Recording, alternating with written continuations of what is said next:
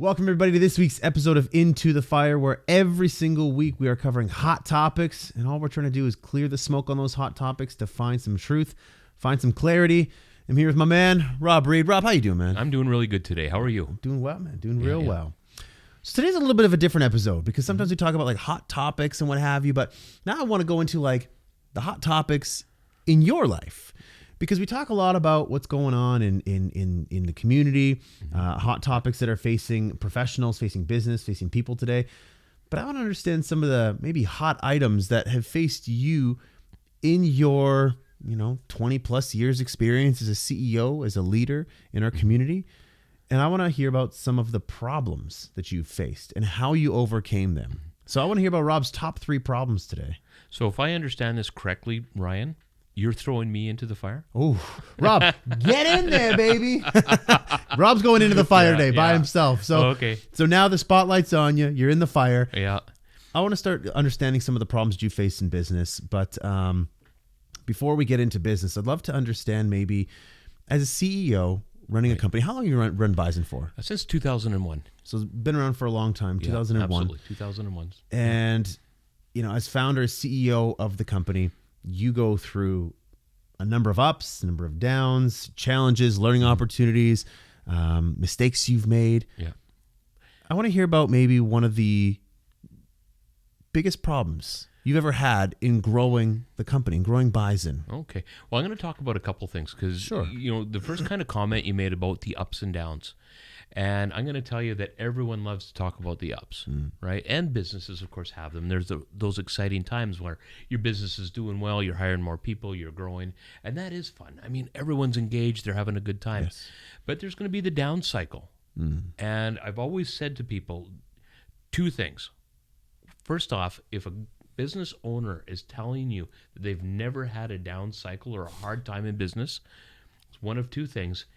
They're either lying to you or it hasn't hit yet, and get ready. Yeah, it's coming. It's coming because it will. Yeah, it will. Because as we learn through our business, as things change, there's always the unexpected, the changes in economy, the changes in, for us, fire code, the changes that happen to business. And we've talked about this so many times throughout the show, but there are the curveballs that come in, and you have to think about how you react to them. Now, if you're running a proactive company, you're going to anticipate that and be able to stay ahead of it. But that doesn't negate the fact that there's going to be some challenges. Absolutely. It's funny. I think about last week when we were talking about the Manitoba Business Awards, and you went to the Manitoba Business Awards, and you have all these successful business owners around there, and people who've done amazing things in their community. But you look around, and through all that success, you see that you got to also remember that there's a lot of failure there. There's a lot of mistakes there. And while sometimes we like to like puff our chests or, like kind of peacock around like, I got it all figured out. I think you bring a level of humility to this conversation, to this community, to say, listen, like we all make mistakes. I make mistakes. I've had failures. I've done things wrong. And I think that we all need to be more open about that and be comfortable with it. Well, you know what? You're right, Ryan. And people need to be comfortable with making a mistake. They have to understand that, although I don't want to make a lifetime career of learning these lessons the hard way, although sometimes it feels like I am. But you know what? You learn things as you go. But if you're a person that's afraid to take a risk, right? Afraid to embrace that next challenge because maybe it will fail. You're never going to grow your company. You're never going to get out of a certain comfort zone. Of course. And so, what do you want to do with your company? If you're happy being a small company or you've grown to a certain size and now it's, oh my God, I can't believe I've done this, and you got to shrink it back down. There's people that, if that's what you're all about, nothing wrong with that. Yeah, that's fine. But you have to be able to be, and I've said this so many times, a lifetime learner. How do you learn? Quite often from feeling pain, right? That's true. Hit that wall and you go, ouch, that kind of hurt. Yeah. But you can't be afraid to get up and get going again and say, you know what? Okay, now I know that wall's there. Let's not do that again. That's right. Let's go around it. You got it, man. You got it. So I want to get back to that initial question I had. What was your top problem that you've ever faced in business? I mean, 20 years, you faced a fair share of problems, and so it's kind of tough to put you on the spot to pick one. But is there one that sticks out in your mind? Yeah, absolutely. I'm going to say that at one point, the company's been growing and growing well, and There's no mystery that we've been a growth 500 company for a number of years in a row, 7 years in a row, and I'm very proud of that. But you talk to anybody that says, you know what, along with great growth comes great pain. And it absolutely does. And one of the biggest, I'm going to say, mistakes we made was when the company was growing, we decided we needed a new ERP system, right? We needed to modernize. And trust me, this is important to me, that we're using technology and we're using it to the best of our ability. So we knew that we needed to make that change. What we didn't do, you don't know what you don't know. And I'm not an accountant, and I don't pretend to be. Okay, I'm going to tell you, I don't pretend to be an accountant. I don't want to be an accountant. I would be a terrible accountant. Thank God, I said to someone last night, I said, thank God I got 10 figures or I'd be screwed. No kidding. You know, But you got toes too, buddy. Don't worry about that. Thank God for that. It's a little awkward in business meetings. You start to hold them up and be like, all right, I figured it out. For sure. But you know what? I didn't know what we needed, for an ERP system. And so we didn't ask the right questions. And going through that in the system conversion and all that, we found out that the system that we had purchased was the wrong one.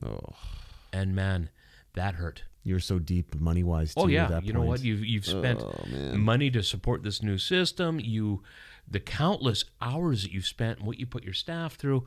And when we got to the realization painful that this was the wrong system, it was like, stop right now. We brought in a different, ERP like 3/4 of the way through this because we knew this was going to be a massive failure. The decision was make a change now or put ourselves in real dire straits. We made that change. We had to. Absolutely had to. And again, it put the staff, and God, I can't tell you how many times how I appreciate the crew of people we have here. You know what? I tell them all the time. You hear me say it here on the show all the time. I say it in public all the time. Thank God for my people. Honestly. Honestly, because we put them through that time, a very difficult time. And they stepped up. Love it, man. Every time they stepped up, and we got through it, and we have a better operating system than we got what we needed, and we're moving forward. So we got through a very difficult time. That was a couple of years ago, and it wasn't a ton of fun. No, let me tell you. I can imagine, man. And it takes a lot of guts to be able to, throw it all away and say, this is just not going to work. And it's so painful because you're already pot committed at that point, right? I'm already almost all in. And now I got to pull back like, oh man, I know how much stress that creates. And it's literally, you just burnt money. And that is very stressful for a business owner. Yes, it is. Very stressful. So that's a top business problem. I want to hear about now another type of problem. Okay. A problem that's still related to business, but it's a people problem. The top personnel problem that you've had running Bison Fire Protection, because a business is all about the people, as you've mentioned, and all about the great people. But sometimes, which is very frequently in companies, we hire people that aren't the right fit. Sometimes these hires can be nightmare hires. Sometimes they can be disastrous to our culture. Every single business owner out there that I work with has had a story like this. So I'd love to hear from you, like a personnel story, like of somebody you brought in that was a problem. And how did you correct that? Well, you know what? And I don't know if I'm going to, obviously I'm not going to pick on any specific person. Of course not. But I'm going to say, again, through the growth cycle that we've been through, we were a small company and a young company. And as we were growing, we needed people. We hired people, but our hiring process wasn't very sophisticated. Let's put it that way. And so when we needed someone, we were going for, I'll say more often than not, skill set, not personality.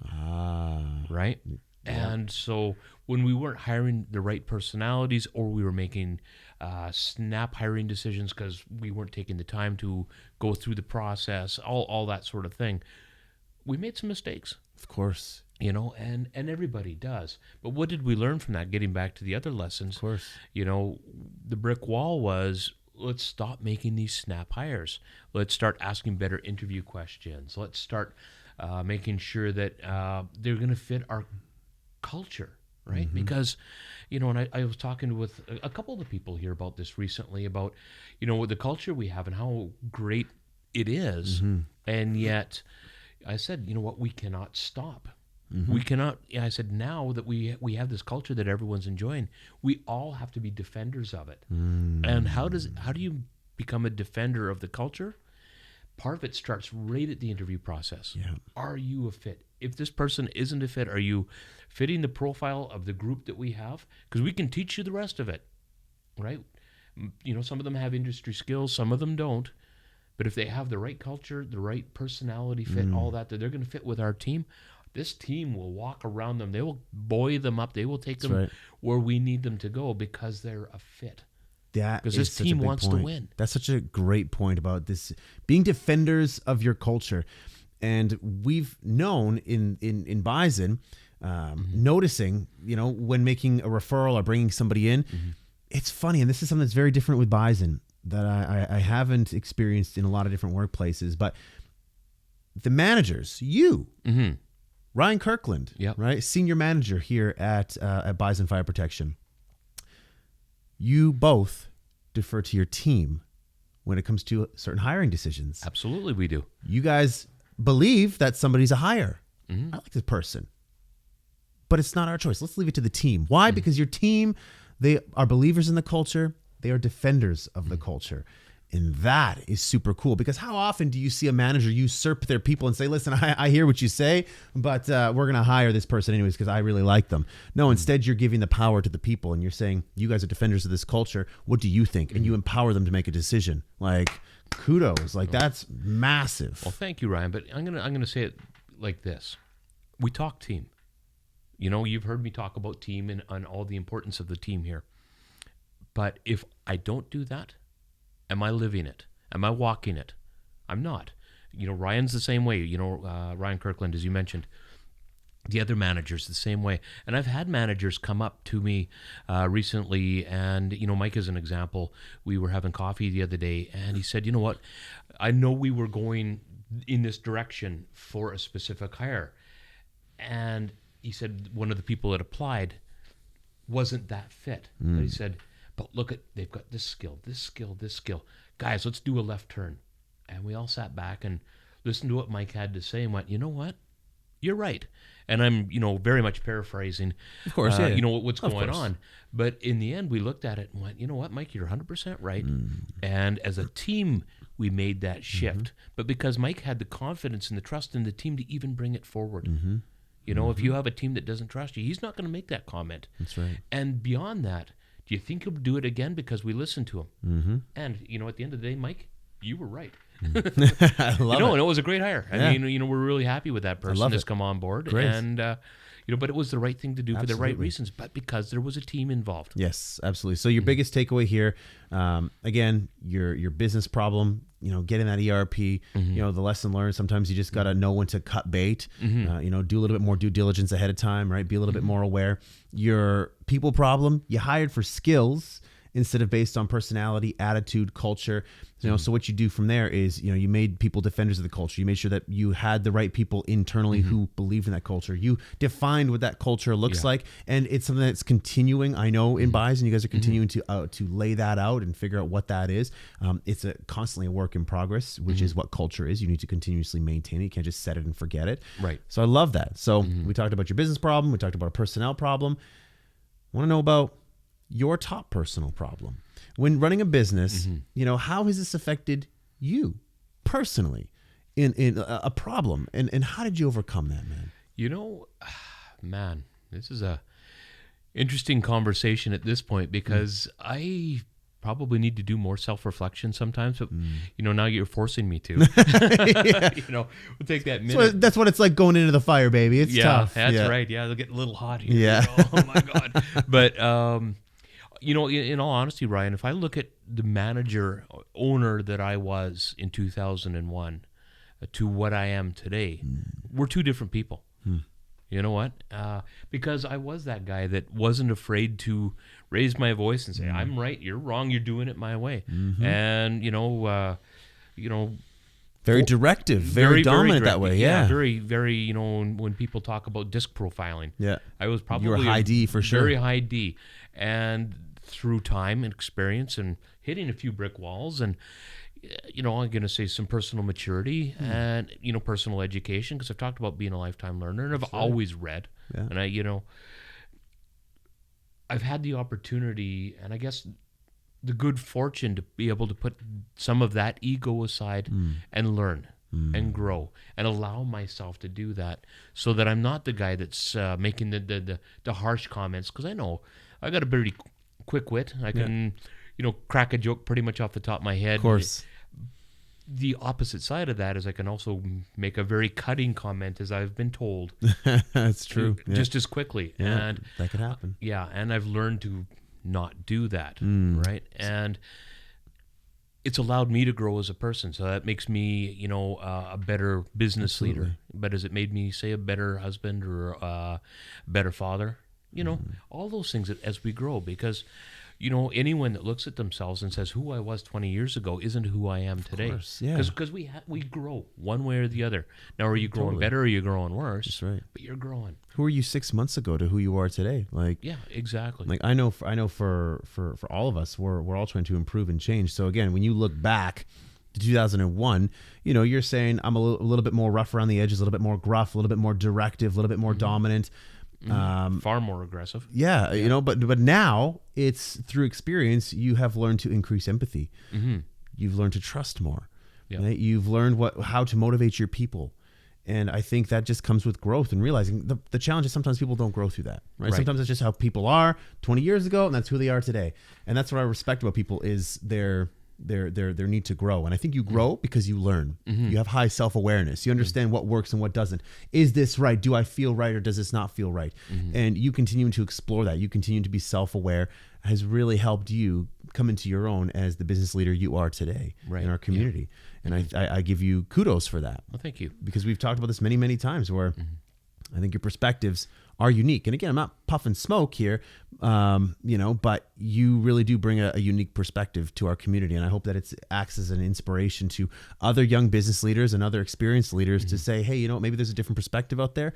And if anyone's interested in learning about a different perspective, this is a guy to include in your Rolodex who, definitely adds a different perspective to business, to life, to what you're dealing with. And I value our conversations. That's why I kind of squeeze my way into this show somehow, huh? He is tricky. Watch out. I'm telling you, he's tricky. But you know what's really cool, Ryan? I was at a Winnipeg Chamber of Commerce event not too long ago, and I was sitting with a lady, and she says, "What are you reading?" And I went, okay, well, I've read this one, and I've read this. She said, wow, you. And I said, what are you reading? And she says, well, I'm reading this one. And I said, oh, send it to me, And so now through that, we're sharing different growth things and books. Yeah. And what are we doing? I've done that with other salespeople here. I finished off that Chet Holmes book not long ago. Great book. And I was talking about it with one of the ladies here, and she says, can I borrow it? And I said, absolutely, here you go. Yeah. And she says, I'm just finishing when you can have it. I said, please. Love it. So we're sharing stuff back and forth. But it's interesting. You can read the books. Anyone can sit down and read a book and understand it to a certain degree. The hardest part is starting to live it. And you've heard me talk about this so many times where, I've Lencioni as an example, and some of the great lessons. We talked about this a couple episodes ago. But how, I've taken those lessons and then very fearfully, I'm going to be honest, this is me in the fire, very fearfully how the team was going to react, brought that into the meeting. And they did it because, boss privilege, right? Yeah. But, I was scared of that. Yeah. But I did it. I didn't sit back, read the book, and go, God, is that ever nice? Man, we got to start doing this. Yeah. I did it. And stumbled my way through it and got more comfortable with it. And the more comfortable I got with it, the better I got at it. Because I was repeating it, trying it. And guess what? They started doing it. The senior management team has started doing it with their teams. Love it, man. And what has that done? Again, we talk about culture, right? And what an increase, because we're getting to know each other. You talk about know, like, trust. Well, whether that's with customers or internally, your internal customers. We can talk about internal, external all day. Of course, that's right. We talked in a previous episode, I think the last episode, about external sales teams.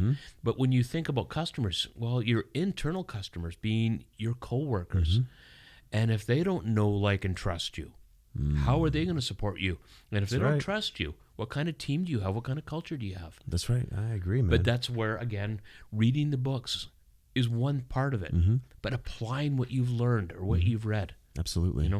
Love that, man. I love those takeaways. And Again, I wanted to throw you into the fire today because, again, know, like, trust. I like to know more about you. I like to know more about your experience. We talk a lot about certain hot topics, but it's always important to learn from the leaders in our own community, understand some of the challenges they've went through, some of the pains they've went through. And honestly, by understanding some of the pains, the problems, the challenges they've gone through, it almost gives you solace. It gives you some comfort to know, hey, I'm not alone.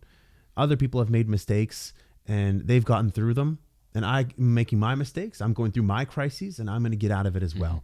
And I just wanted to kind of open up that dialogue and make it okay for executives to talk about some of their blemishes, because we all have blemishes. Every single one of us has blemishes, and we should feel more comfortable talking about it, learning from it, and teaching others what our mistakes were. So thank you for being vulnerable and for going into the fire about some of your problems. Well, you know what, Ryan, you touched on something, pretty important there.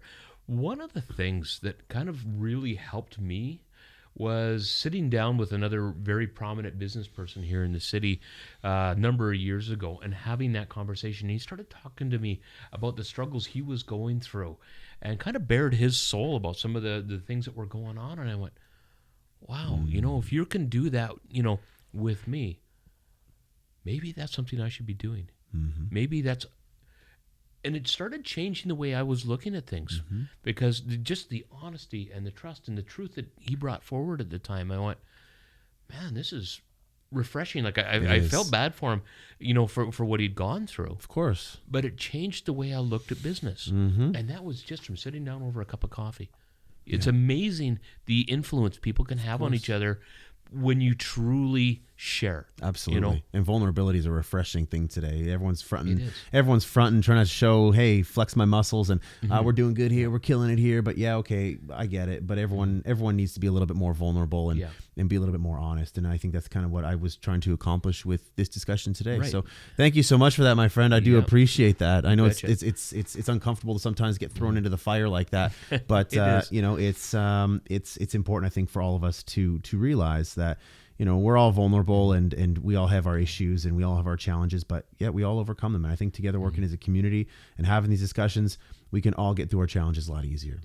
And keep in mind too, there is a community out there that when you're doing the right things, they will support you. Absolutely. So I talk about how much the staff supports me and all the great work that they do, but there's a big business community out there that when you're doing the right things for the right reasons, that's right, they're behind you as well, and they're pulling for you.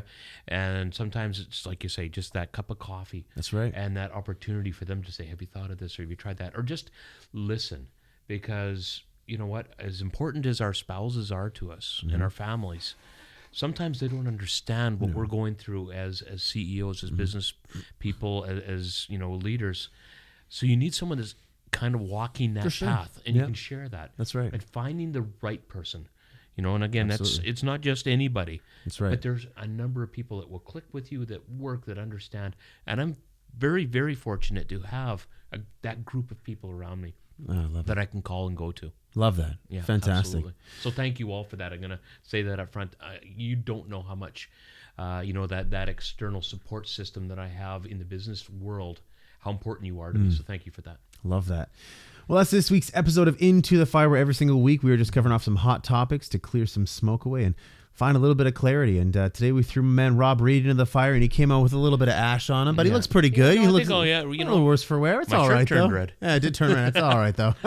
So thank you so much again for tuning in. And as usual, give us a like, give us a share, follow us on LinkedIn, Twitter, Instagram, Facebook, all that jazz. Give us a subscribe on YouTube, and let us know your comments on this episode, because your comments mean a lot to us. Yeah, absolutely. I've said so many times I love the comments because I love the interaction. It Keep helps it coming. me grow and learn. So please keep them coming. Absolutely. Have a great week, everybody. Take care. Bye now.